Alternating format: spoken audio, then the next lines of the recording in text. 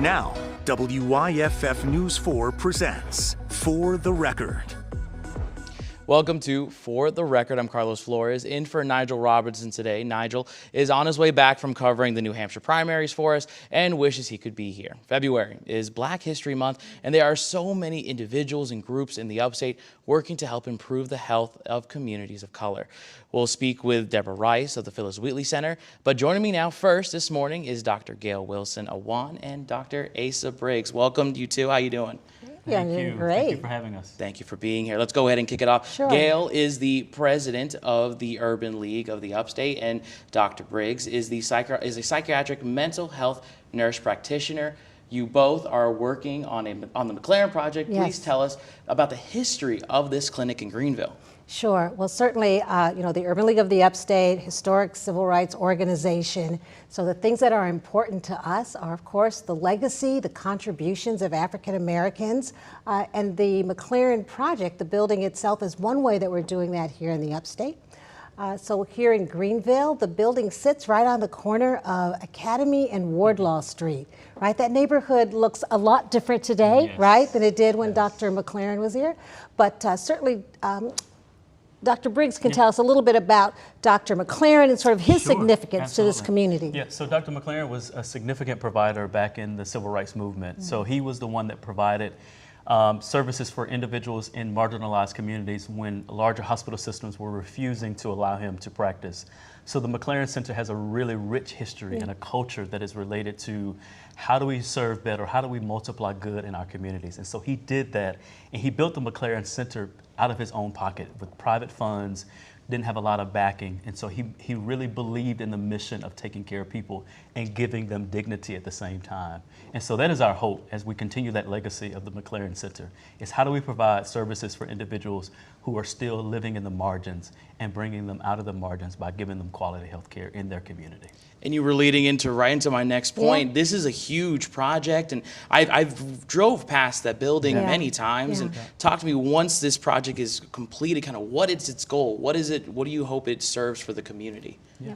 You know, we're really grateful that it has been a community effort, like right from the beginning, saving the building, right? The developer, the city, council members, community members, everyone first had to recognize what does progress look like?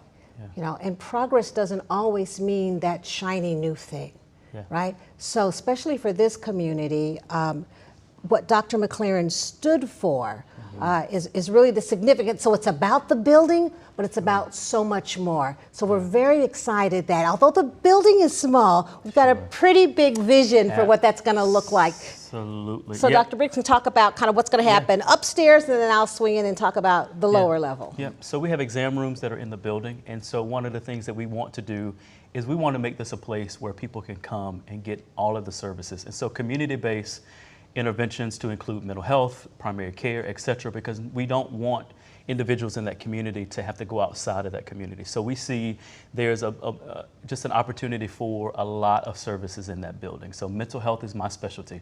So really thinking about the mental health and wellness of a community. How can we be healthy from a physical perspective if we don't have good mental health? And so we see a lot of different providers from different specialties and just really coming in, rolling up our sleeves and saying, what does this community need? I think that one of the things that we could do that we don't want to do is assume that we know all of the ills that are going on in the community. So a lot of this is learning and listening to the community and then coming alongside them and doing the work that they're already doing in their own communities. Thank you so much. It would be to our chagrin if we didn't mention Pamela Adams.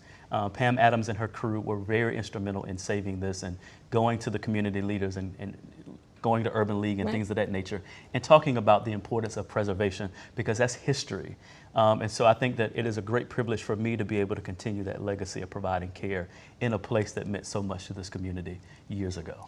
And I mean, the community's even bought in, the city has bought in, Yes. For sure. and you've received large donations. Kind of talk to me about that. How did it feel knowing to get that level of backing, and then the current status of those donation efforts as you guys are working towards completing this goal? Yeah, so we have a capital campaign. this was a gift that came that we weren't looking for, right? It's like, oh, now we've got this great building. Like, what are we going to do, and how are we going to save it? So we have a campaign committee that has rallied around it. They are raising funds. The state of South Carolina with Representative Chandra Dillard, that was sort of our first big gift. Yes. City Council also came in. There's been individual donors and our corporate partners, and they're raising money right now. It may look like some people are like, well, what's happening, right? So there were some structural things that needed to happen first to make the building safe. So that work has been going on. We've completed phase 1 of that construction with James Jordan, who is the contractor doing the work. We've received a lot of in-kind donations from the Johnston Design Group, the architects that are working on this.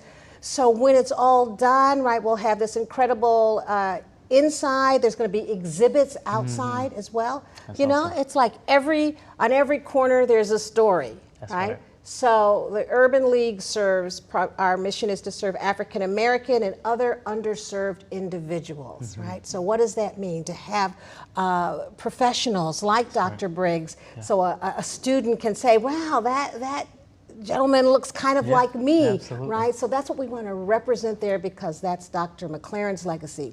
The lower level will have all sorts of great exhibits, and I think we're going to show some of those. Very interactive. It's a small building, so we really are relying on technology with the cargo agency, just really state-of-the-art, cool stuff you won't see anyplace else. We actually have some of those renderings right Yes. here. You can take a look. Yes. That is the Trailblazer exhibit. Can you kind of explain to me kind of what this exhibit will Sure. look like and its purpose? So the Trailblazer exhibit it's about the legacy, but also the future. So the trailblazers, like Dr. McLaren, right, who opened the sort of the doors, but then who are some of the sort of up and coming, who's making a contribution today? Dr. McLaren was a physician, but he was also an entrepreneur, right? So, and there's lots of small businesses, there's lots of entrepreneurs that we want to celebrate in this space. And then right here we have the Yeah. video room as well. Kind of what can people expect as they go through? Kind of what will people be able to watch in that video space? Sure, Cargo's done a tremendous job. Of course, we'll have the story of Dr. McLaren, and certainly the story of African American health in this country, why we are having some of the challenges that we do. You know, you can trace this all the way back right to the Absolutely. plantation. Absolutely. Right? So what is our thoughts about health? So we'll be able to learn those kind of things through the visual exhibits. Yeah. There will be this reading room. Right. Yeah. Yeah. Look, it's beautiful. Not only you get some knowledge from with your eyes, but knowledge that you can read. Kind of explain to me kind of what kind of some of the books will be available down there. Books will be available, and I love this, right? I love this because the building is small, but there will be this incredible mural that the community will participate in with the artist, right? So it's an interactive space, all the way through. Well, thank you so much, Dr. Briggs, Dr. Awan. You all Yes. did wonderful. We're not done with you just yet, Yay. but All still to right. come, a look at some of the initiatives the Phyllis Wheatley Center has going on to keep adults active.